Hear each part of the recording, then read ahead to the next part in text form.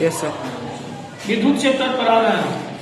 विद्युत चैप्टर में और विद्युत से संबंधित विद्युत का क्या क्या प्रभाव होता है उसके बारे में जानकारी प्राप्त करना है ना। जैसे हम लोग कुछ भी चीज करते हैं, कोई भी काम करते हैं, उसका प्रभाव होता है कि नहीं होता। हम लोग कहीं सिंपल में आप लोग समझिए कि हम यहाँ से 1 किलोमीटर दौड़े, मेरा शरीर है, हम 1 किलोमीटर दौड़े, 1 किलोमीटर दौड़ने के बाद देखिए क्या मेरा शरीर जैसा था पहले वैसा ही है। दौड़ने के बाद क्या होगा, शरीर सांस तेज चलने लगेगा, थकान महसूस होगा, पैर दर्द करने लगेगा, शरीर गर्म हो जाएगा, ये सब होगा या नहीं होगा। उसी प्रकार है विद्युत। विद्युत भी तार में एक आवेश का प्रवाह है, आवेश का तेजी से प्रवाह है। इतना तेजी है कि समझ लीजिए कि आप स्विच वहां से खींचते हैं, स्विच को ऑन करते हैं तो बल्ब तुरंत चल जाता है। आप जितना तेजी से दौड़ नहीं सकते हैं उतना तेजी से आवेश दौड़ते हैं। किसी चालक में, किसी तार में दौड़ते हैं तब तो बल्ब वहां जलाते हैं, स्विच ऑन करते हैं, वहां बल्ब यहाँ तुरंत जल जाता है, सेकेंड भी नहीं लगता है, जल जाता है। जैसे ही हम ऑन किए वैसे बल्ब जल गया। उसी प्रकार वो भी तो आवेश का उसमें दौड़ होता है, किसी चालक से आवेश का दौड़ होता है। अब तो आवेश का प्रवाह से अब उसमें विद्युत के वजह से क्या क्या प्रभाव हो सकता है, 3-4 प्रभाव होता है, उसके बारे में पढ़ाई कर रहे हैं। जैसे देखिए तापीय प्रभाव, 1 नंबर में तापीय प्रभाव है। तापीय मतलब गर्म होना।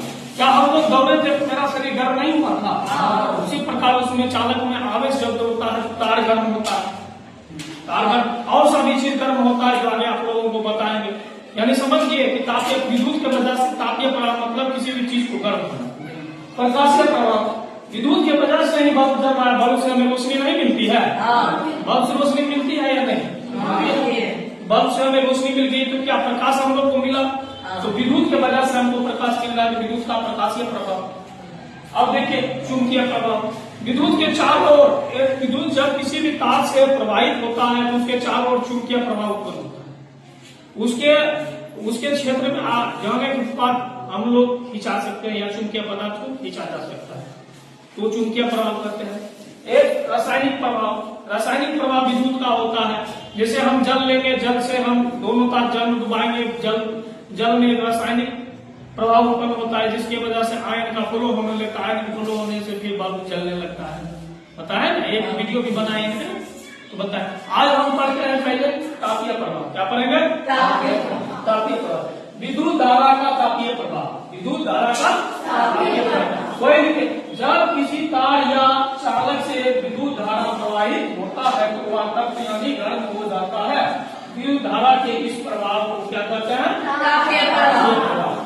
यानी विद्युत धारा किसी भी चालक के तार से विद्युत धारा जब प्रवाहित करते हैं तो वह गर्म हो जाता है। देखते हैं कभी कभी तार गर्म होने की वजह से गल जाता है, जल जाता है।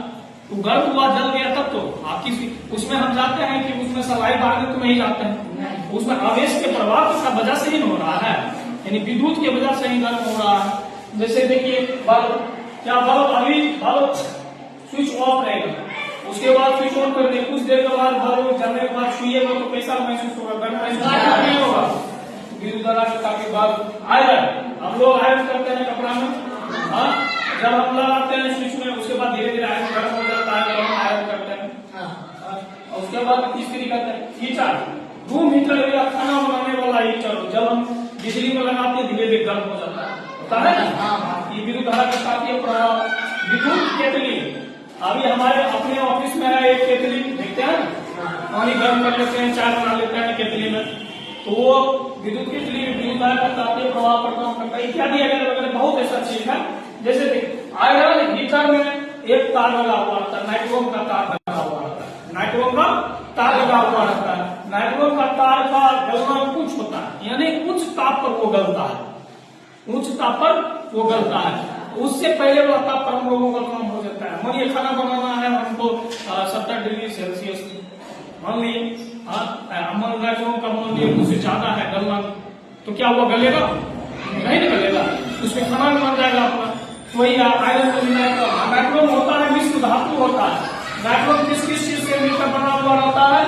नाइट्रोम निकिल और क्रोमियम से, निकिल और क्रोमियम। पूछे नाइट्रोम मिश्र धातु किस किस चीज से बना रहता है? तो निकिल और क्रोमियम से बना हुआ रहता है मिश्र धातु। क्या विद्युत धारा का तापीय प्रभाव के बारे में जानकारी प्राप्त हो गया? हाँ। अच्छे समझ गए? हाँ। ठीक है, अब आगे बताएंगे प्रकाशीय प्रभाव, फिर रासायनिक प्रभाव, चुंबकीय प्रभाव। ठीक। ठीक है।